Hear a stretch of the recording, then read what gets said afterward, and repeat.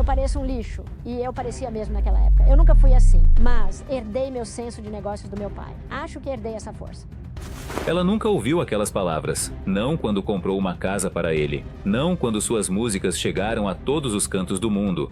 Mas anos depois de sair da pobreza e alcançar o estrelato, Dolly Parton descobriu que o pai, que nunca aprendeu a ler, havia passado esse tempo todo distribuindo livros pelo Tennessee, dizendo a estranhos: "Minha filha está fazendo isso." Era um tipo de orgulho que ele nunca expressou em voz alta, mas que ela passou a vida inteira tentando alcançar. E para entender por que esse gesto silencioso significou mais do que discos de platina ou aplausos de pé, é preciso voltar ao lugar onde a voz dela nasceu. Em uma cabana de um cômodo envolta por geada e silêncio, escondida no coração das Smoky Mountains.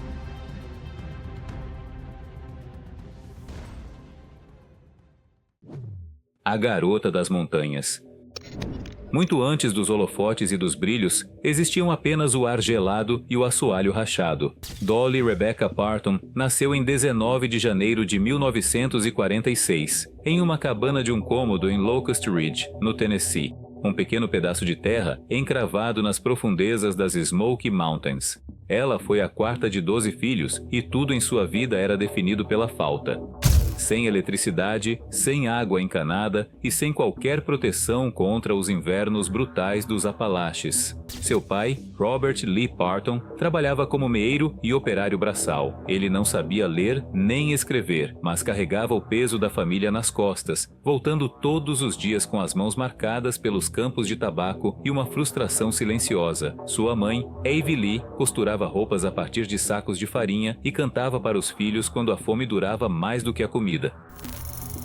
As primeiras lembranças de Dolly não eram apenas de escassez, eram de música. As canções de ninar da mãe se misturavam aos hinos gospel dos sermões pentecostais do avô. Aqueles sons não eram apenas pano de fundo, eram sobrevivência. Aos 7 anos, Dolly já escrevia suas próprias letras, rabiscando rimas em pedaços de papel com lápis quebrados. Quando cantou pela primeira vez em uma rádio local, aos 10, ela não estava buscando fama, estava buscando fôlego. A música não era um sonho, era a única saída.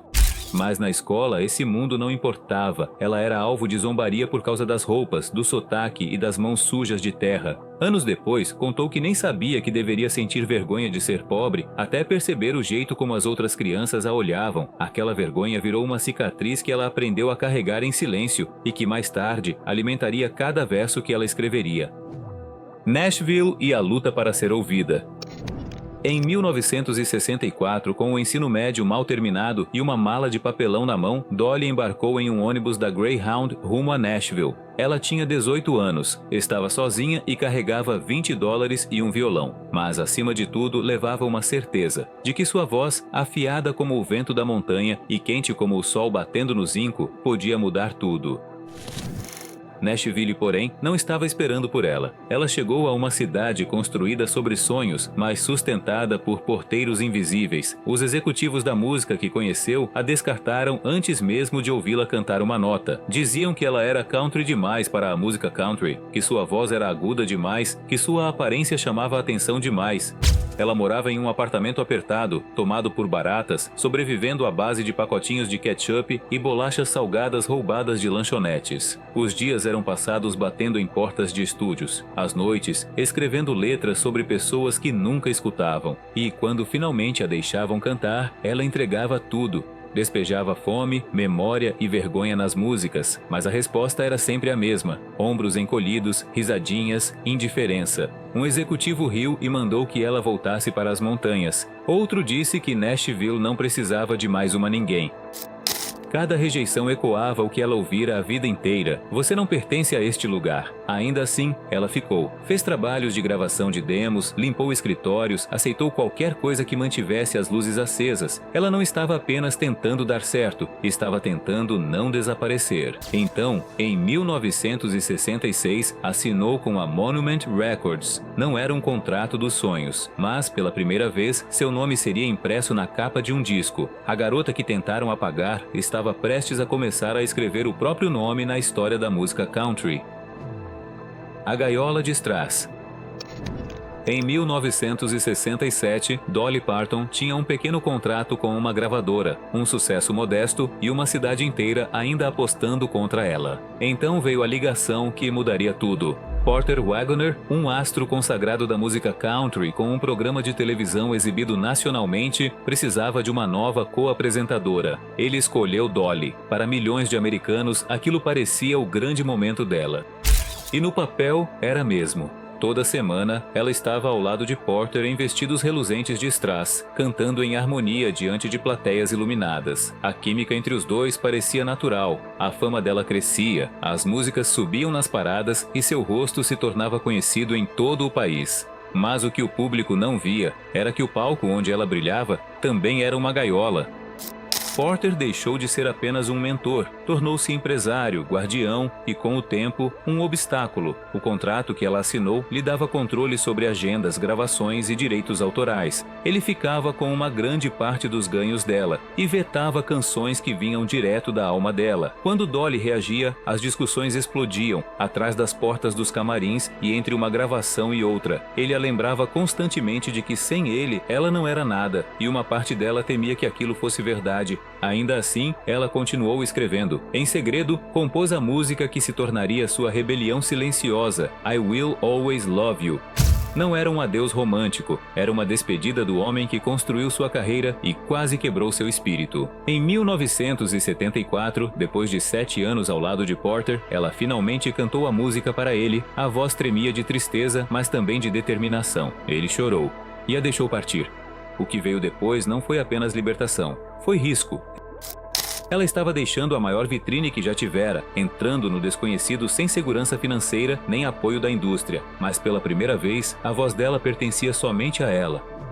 Reinvenção e sucesso implacável. A liberdade teve um preço.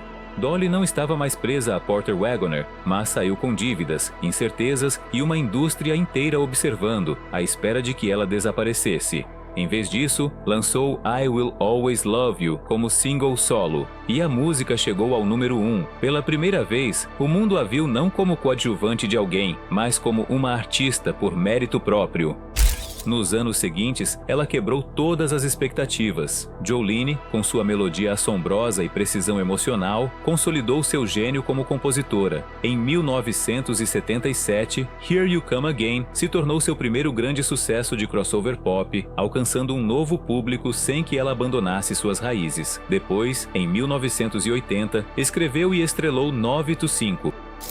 Um filme sobre desigualdade no trabalho que era ao mesmo tempo pessoal e universal. A música tema virou um hino para milhões, impulsionada pelo ritmo de máquina de escrever, letras afiadas e a força de uma mulher que havia vivido cada palavra. Mas nos bastidores, o ritmo era brutal. Dolly trabalhava sem parar. Em turnês, gravações, filmagens, construindo sua marca. Seu rosto estava em todos os lugares, mas seu tempo não pertencia a ninguém.